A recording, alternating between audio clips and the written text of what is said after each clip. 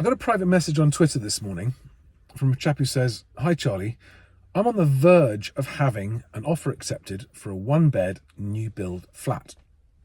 After watching your content, I'm really worried about whether to proceed or not. I feel I will be fine in affording repayments, but still worried about overpaying. What is a good percentage off asking price is a good rule of thumb to aim for. The current asking price is 295,000 and I have offered 275,000. I answered and said, how long do you plan to stay in that home, and could any unforeseen events change that time frame? Because how long you're planning to stay somewhere is a really big factor in your decision about whether to offer or not and how much to pay. He replied, I would say 3 to 5 years.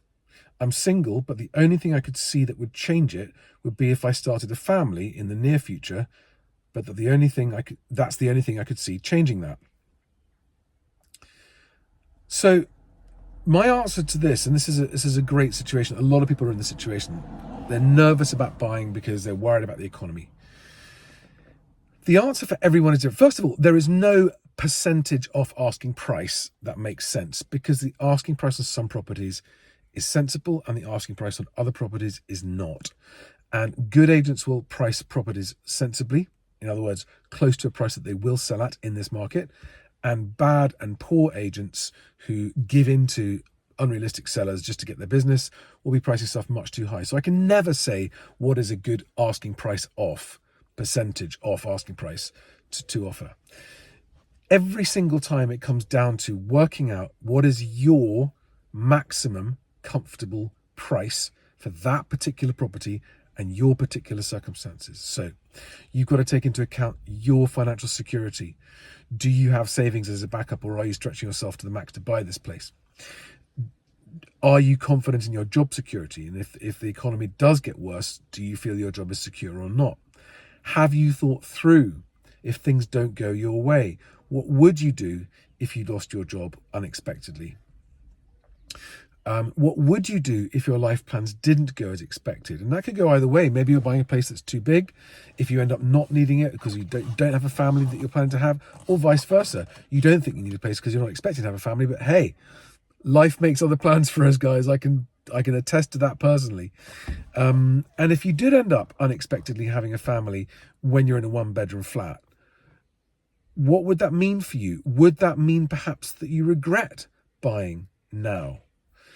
And if there's no clear answer to that question, and if there's too much uncertainty, go, well, I just don't know how secure my job is, and I just don't know. I'd like to have a family, but I'm single now, so I don't know if I will do or not. Then maybe the uncertainties stacking up is a sign saying to you, if you don't need to buy now, why not wait until you have a bit more certainty in your life?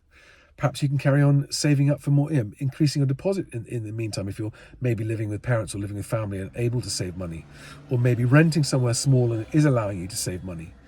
Unfortunately, this is why it's so difficult for people, because there is no formula that you can follow.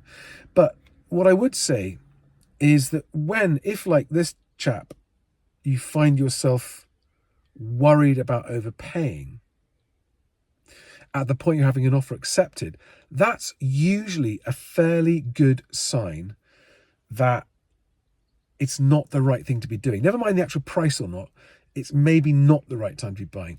If the thought of having your offer accepted makes you worry, then I would be questioning whether or not it's the right time to buy. But if the thought of having your offer accepted fills you with excitement and goes, if my offer's accepted, yay, brilliant, woohoo, I can move in, that's a good sign. You really should just trust the instinctive feeling and the instinctive reaction you have to the news of having an offer accepted. And if it's anything less than woohoo, yay, I would be going, oh, maybe this isn't the right decision after all. Just because you can buy now doesn't mean it's the right thing for you personally right now. And there are so many non-financial life events that are going to affect that, because being stuck in a flat that you want to move out of and can't because the market's dropped, never mind the financial side of that, that's just a horrible place to be. So you've got to think to yourself, what would it feel like? What if I do meet someone and we do end up having a family or wanting to start a family, and we can't because we're in a 1-bedroom flat, and we can't because we can't sell the flat because the market's come down, what would that feel like? And if you're someone that goes, oh, whatever, we'd find a way, we'd maybe just rent that place out and rent a 2-bedroom. In other words, if you're okay with the risk of that happening, then yeah, maybe it's okay to proceed. But if you imagine that scenario and I think, hang on a second, it would be a horrible thing to be in a position where I want to have a family, but I can't because the market's come down and I can't sell my flat and we don't have space to start a family in a 1-bedroom flat. It's a personal decision based on your risk appetite every single time. And I wish I had a better answer for you guys. I wish I had a better answer, but there just isn't one, and there never will be. It's down to your personal risk appetite, your personal financial circumstances, your personal view on the economy and on the housing market, because in the end, you're the only one that has to live with your decision, all right? And I've always found that fast forwarding in my mind, how will I feel about this decision given these various scenarios, often helps me come to the right decision. I hope that's helpful. Probably isn't, but I hope it is. At least I hope it helps some of you with your thinking. So good luck, and I'll see you on the next one. Bye-bye, guys.